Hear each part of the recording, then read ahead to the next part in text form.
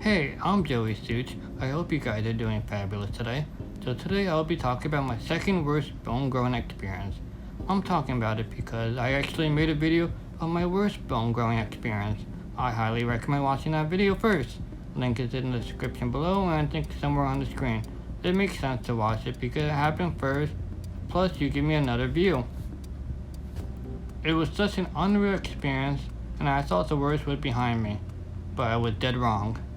So I am making this video because the second worst and my worst experience is so close and worst experiences that it could be interchangeable depending on how you look at it. The experiences are similar but totally different outcomes. So I have a rare disease called FOP where I will get these flares that can last a few months to a few years. It is intense swelling and bones grow and locks the body part permanently. Flares can be caused by injuries or could start on its own. I could fall 20 times and nothing could happen. On 21st and it could start or could not. I can't get surgery because I will turn out worse than how I went before surgery. Right now there are no treatments or cures, so whatever happened to you is how you have to deal with it for the rest of your life.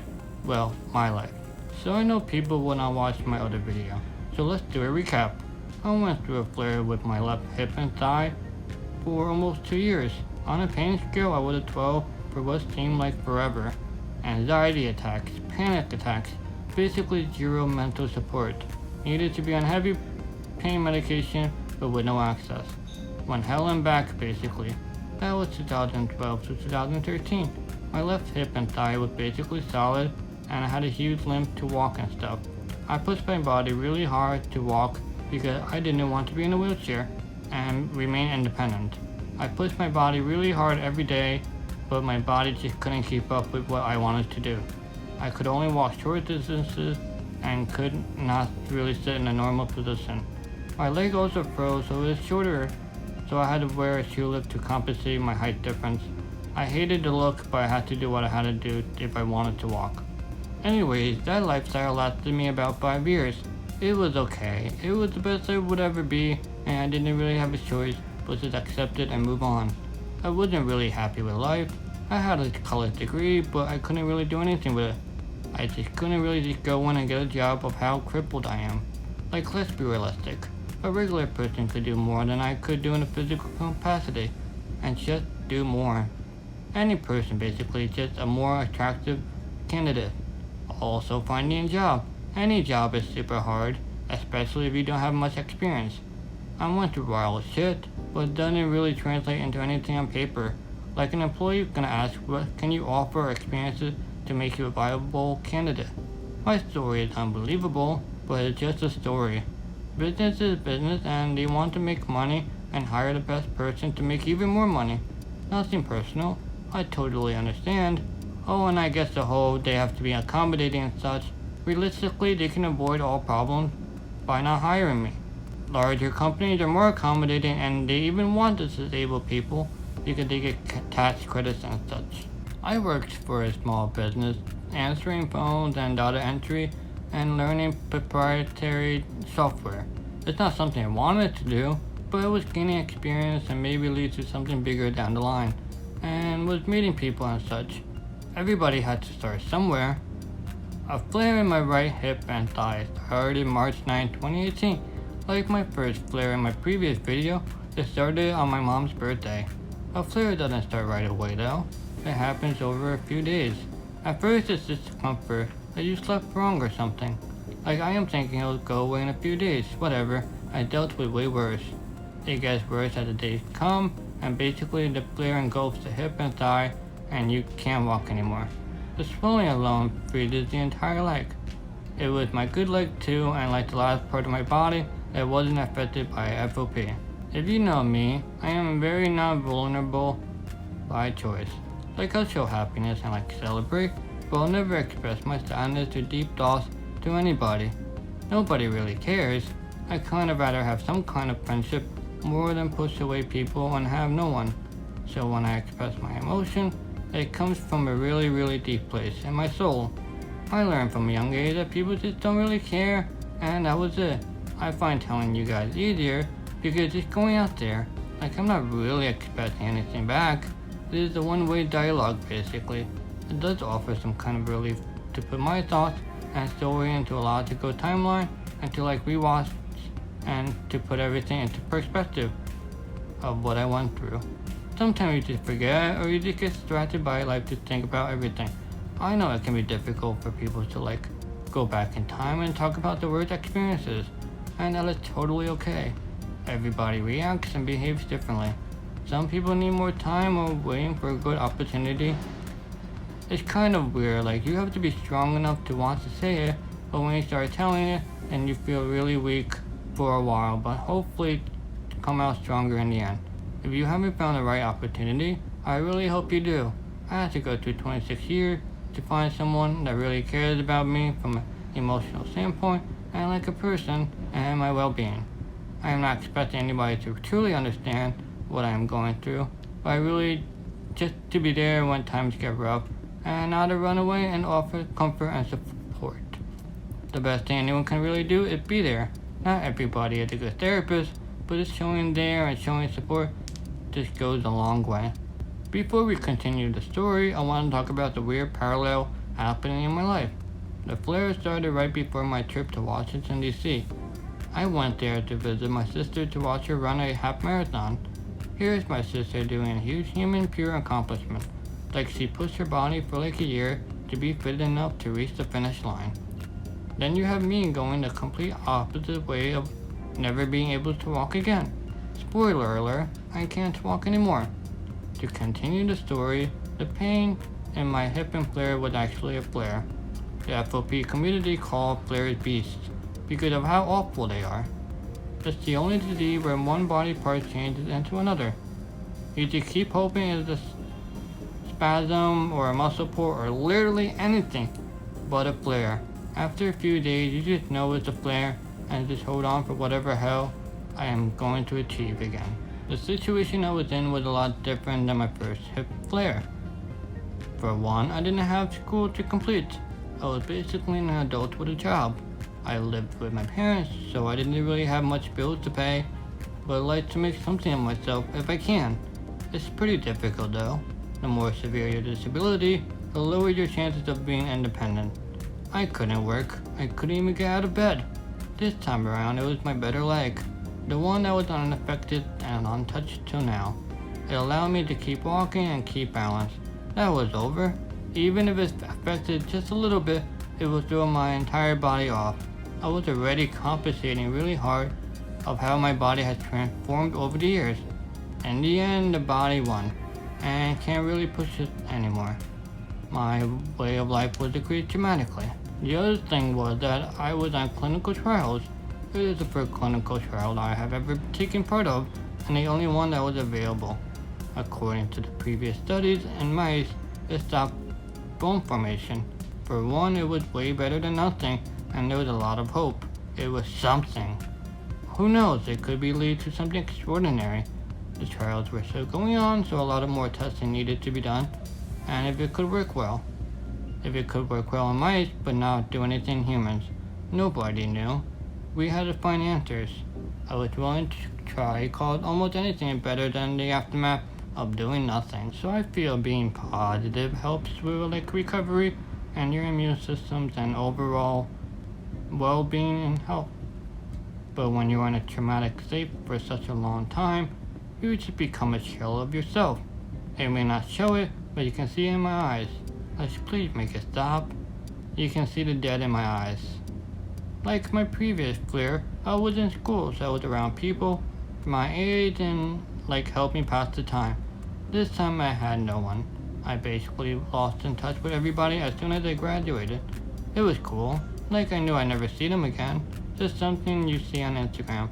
Life goes on. Everybody loves a good comeback story but doesn't want to be there before or during the comeback. Rather deal with the reality than oh, I wonder if they think of me or care. The facts are we barely talked, and it will stay that way. Can't change people. Eliminate people who are toxic and give no energy to those who don't give any back. When people care, they will show it. I am not a person that really shows emotions.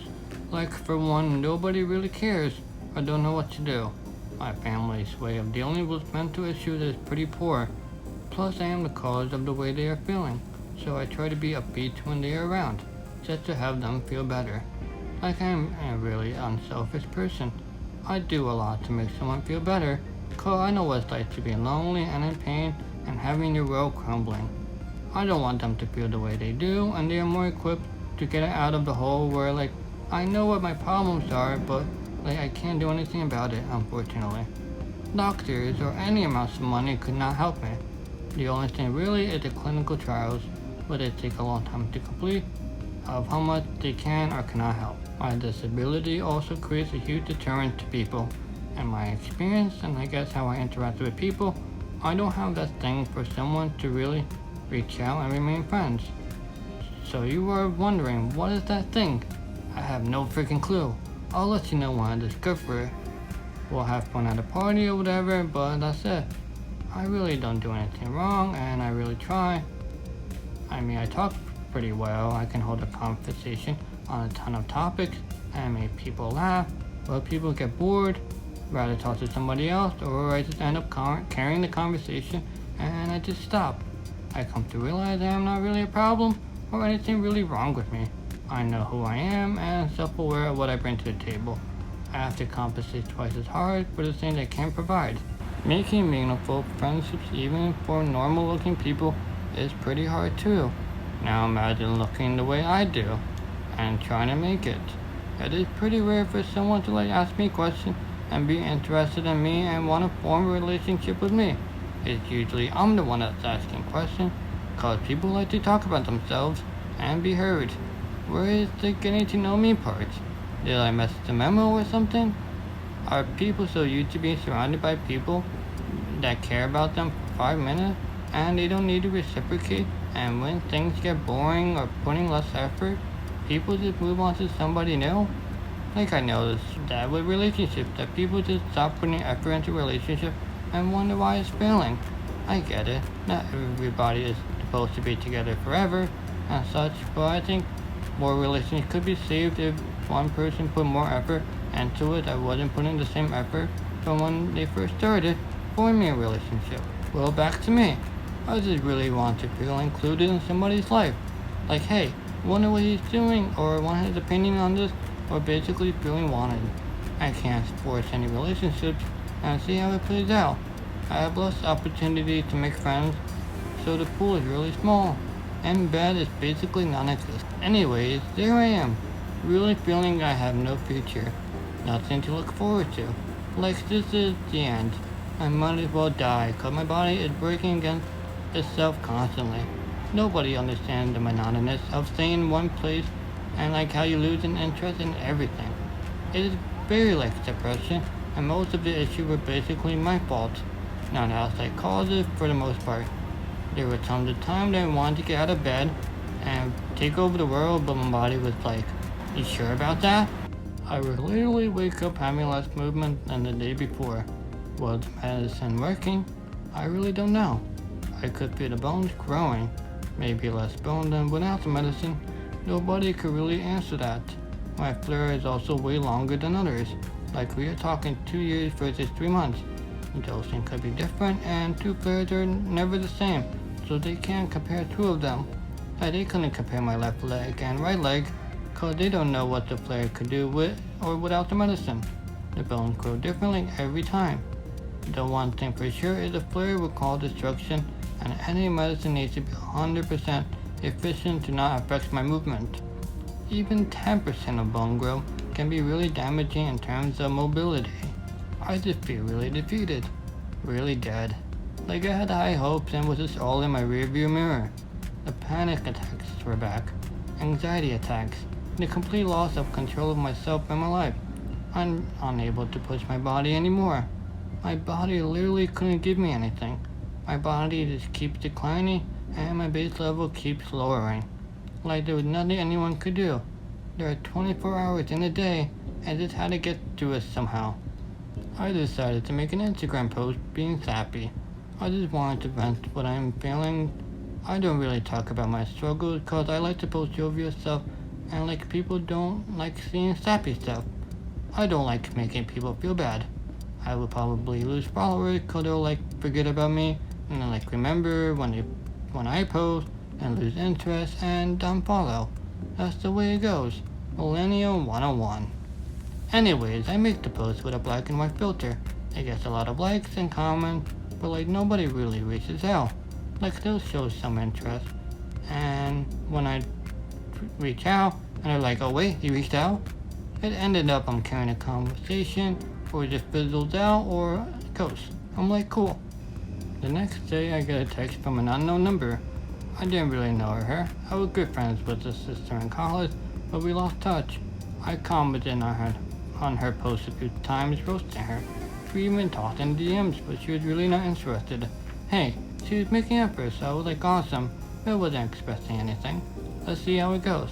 I was just being my normal self. We keep talking, have like nothing in common, but we get along super well. Our personalities meshed really well. A couple of months later, we decided to meet. I was really not in great shape with everything going on in my life, and I am a lot to take in, especially for the first time. She didn't have to, but she wanted to. The only other thing was she's extremely allergic to dogs.